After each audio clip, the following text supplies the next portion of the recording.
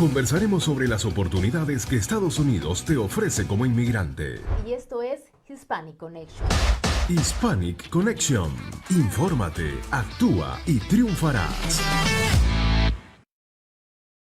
Bienvenidos amigos de Hispanic Connection, soy Samantha Lugo y esta es una plataforma hecha por inmigrantes, para inmigrantes, porque le queremos ver triunfar. Hoy vamos a hablar sobre un tema difícil pero necesario de abordar, un evento en el cual ningún inmigrante quisiera verse expuesto a esta realidad. Hablamos de las deportaciones. Precisamente porque no queremos vernos en una situación de este tipo, es que es necesario conocer y manejar los pormenores de una deportación.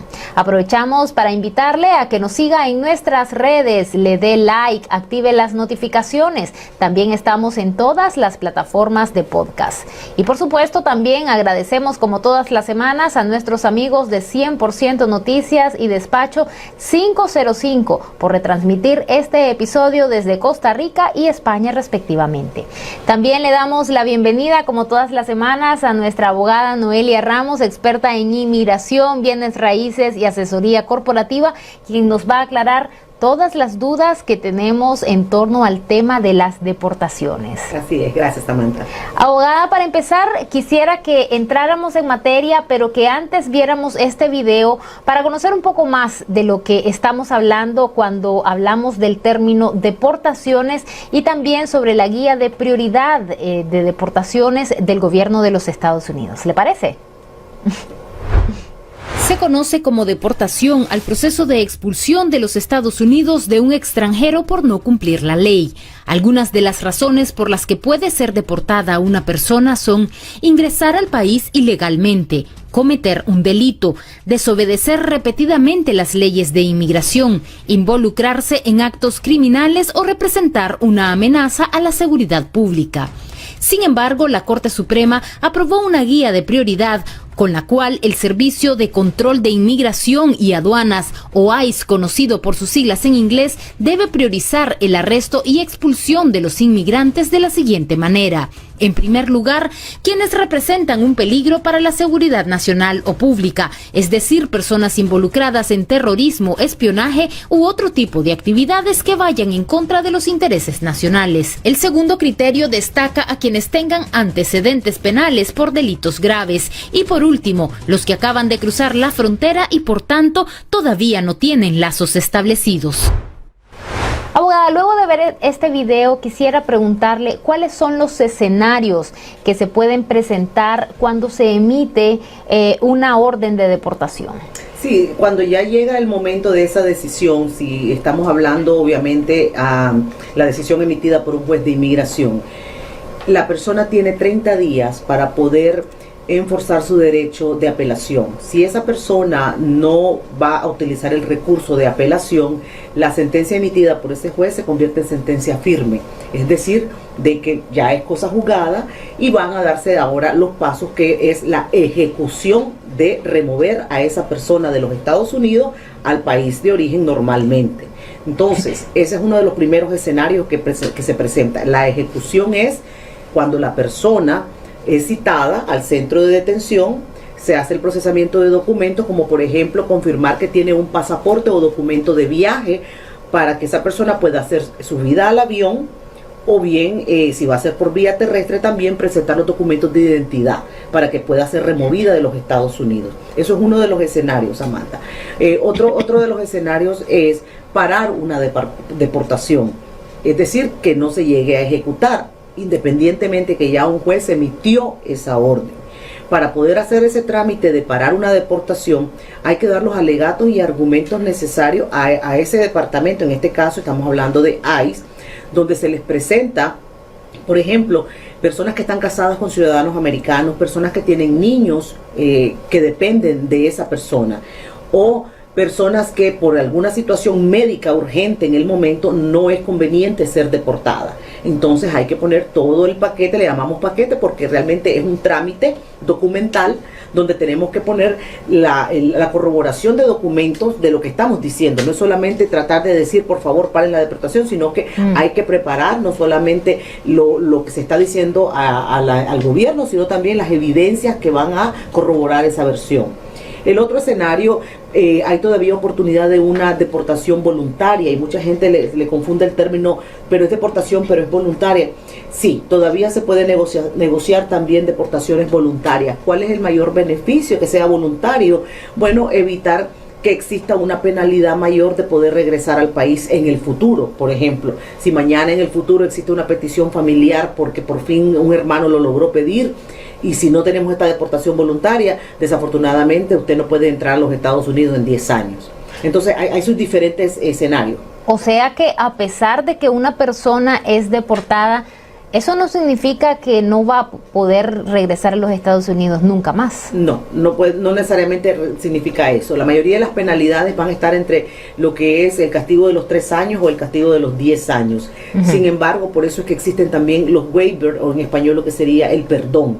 Porque si una persona califica para un perdón y ese perdón se da, puede regresar antes de esos 10 años.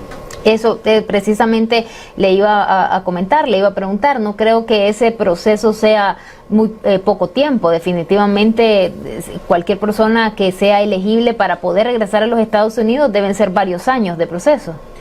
O no precisamente. Para poder regresar, no necesariamente. Por eso es importante estar asesorado en cuáles son las mejores opciones para ese cliente. Hay personas que ellos aceptan de que no tienen un caso, es decir, de que si el abogado honestamente también discute eso con el cliente y la persona acepta que es mejor una deportación voluntaria porque en el futuro puede haber una petición familiar que lo traiga de regreso legal, pues vale la pena considerar esa opción. ¿Okay? Entonces, el factor tiempo que tú preguntas va a depender de cuál sería la vía por la cual podría regresar. Si es una petición de un familiar inmediato, como son los ciudadanos americanos, es completamente diferente a una categoría que tenga años de espera para que salga esa petición. Entonces tiene que ver eso también.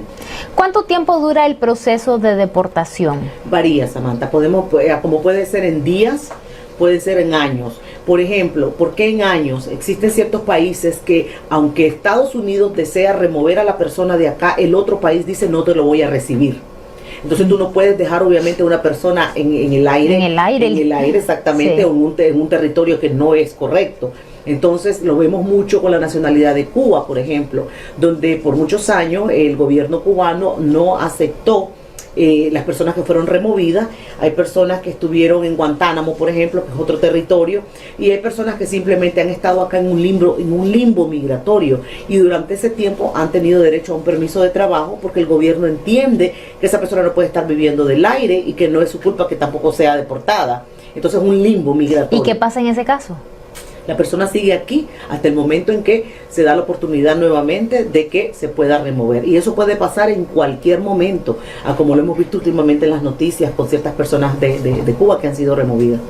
¿Y cuando a un familiar pues ya le llega el momento de la deportación, o más bien debo decir es detenida por inmigración, cómo se puede localizar este familiar, este conocido? Ya el gobierno nos pone las herramientas para poder localizarla. El website, por ejemplo, de ICE es un website donde cualquier persona puede ingresar los datos de la persona que usted está buscando y ubicar en qué centro de detención usted está. Ahora, hay que tener paciencia, no todo es tan rápido como quisiéramos.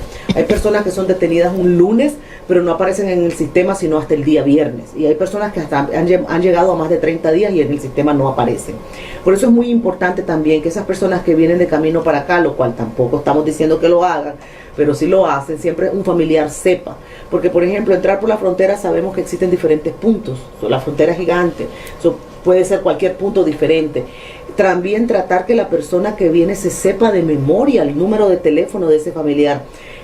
Innumerables veces, una de las primeras cosas que nos comparten las personas detenidas es: lo hubiera podido llamar si me hubiera acordado del número de teléfono. Sí. Entonces recordemos ahora que no todos, ahora con los teléfonos nos estamos aprendiendo de memoria. Ese es un gran error, porque usted tiene derecho a hacer esa llamada. Sin embargo, si no se lo sabe, no puede llamar. Y entonces va a demorar más ubicarlo a usted porque usted no se pudo poner en contacto con ese familiar. ¿Y las autoridades no brindan asesoría legal para aquellas personas que no pueden pagar o acceder a un familiar? No, el gobierno no ofrece asesoría legal. ¿Y qué pasa, por ejemplo, con las personas que son ciudadanos estadounidenses naturalizados, es decir, que nacieron en otro país? ¿Estas personas pueden ser deportadas? Sí, no podemos decir un absoluto no, ¿Por qué? Porque si fuera así no existiera el proceso de denaturalización. Es un proceso que de hecho la administración del presidente Trump quiso enforzar como nunca, pero pues se detuvo por obvias razones, porque no se dio más la siguiente cantidad de años en presidencia.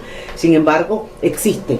¿Por qué? Bueno, porque tenemos que recordar también que si una persona es encontrada o se confirma que ha estado ligada a organizaciones criminales, por ejemplo, o el mismo terrorismo, es más importante la seguridad de los Estados Unidos a ese beneficio que se le haya otorgado a usted como ciudadano ahora, en este momento. Entonces sí, hay razones todavía por las cuales el gobierno puede denaturalizar a alguien y por consiguiente deportarlo. Y precisamente hablando de las razones de una deportación, abogada, imagino yo que no es lo mismo, no tiene el mismo peso tener una deportación por razones de terrorismo o de ser alguien que amenace la seguridad del país a ser una persona que está deportada por un proceso migratorio. Es correcto, por eso es que se crearon lo que son el orden de prioridades en cuanto a deportación, que de hecho recientemente, apenas hace unos días, ya los jueces dictaron de que sí, efectivamente, el gobierno sí puede dictaminar ese orden, porque tiene una lógica. ¿Por qué? Porque también tiene la facultad de hacerlo del Ejecutivo, una ordenanza al Departamento de Inmigración, donde los recursos se tienen que abocar qué es lo que está en peligro. Y como tú mismo lo acabas de decir, Samantha, nunca va a ser lo mismo alguien que está actuando como terrorista, alguien que ha sido un criminal, alguien que ha cometido delitos de lesa humanidad, por ejemplo, versus una persona que simplemente es una persona que cruzó la frontera porque necesitaba económicamente resolver su situación. Exactamente. Entonces el gobierno recientemente recibió ya la carta blanca de que proceda con ese orden de prioridad, y eso es lo que esperamos ya en los próximos días, que Inmigración va a comenzar a deportar a ese grupo clasificado, y otras deportaciones no es que se van a detener, es que simplemente no van a ser ya inmediatas a como estábamos viendo que cualquier persona podía ser deportada. Abogada, cuando se emite una carta de deportación, ¿la persona es apresada en ese momento o puede esperar en su casa? Normalmente no lo vemos así. Normalmente la persona se le está expidiendo su orden de deportación, pero recordemos que existe el recurso de apelación, y por esa misma razón usted tiene 30 días todavía para poder enforzar su recurso de apelación. Sin embargo, eso no quiere decir de que el representante del gobierno o el fiscal, como lo quieras identificar, no pueda alegarle al juez también de que existe un riesgo de que esta persona se va a perder, se va a hacer un fugitivo de la ley. Es decir, se pueden valorar ese tipo de riesgo, y el juez puede también determinar que existe una detención. Entonces, porque existen vamos a decir así, las razones para que esa persona sea detenida. Pero normalmente donde vemos más esto es al momento de reportarse. Todas estas personas que están siendo liberadas para que lleven su proceso fuera de detención, muchas de ellas han sido liberadas bajo condiciones, y dentro de esas condiciones es el estarse reportándose mensual, cada 5 meses, X cantidad de tiempo, ¿no?, en las oficinas locales de ICE. ¿Qué pasa? Si ya se emitió una orden de deportación, ya solo falta ejecutarla, y si a usted le toca irse a reportar y en ese momento el oficial mira, pero esta persona ya se le dio una orden de deportación, sí tiene la potestad, obviamente, ahora dejarlo ya detenido, porque ya viene el procedimiento de ejecución, nada más de removerlo del país. Ok, y por supuesto, ¿verdad? En este caso, probablemente, quizás más que en otro tipo de casos de los que hemos hablado, es necesario tener a una persona especialista, ¿verdad? Que pueda ayudarnos. Hay que entender el proceso. Usted tiene que estar claro de todas las consecuencias y hacer todas las preguntas necesarias para que usted esté claro de a lo que se va a enfrentar. Así es.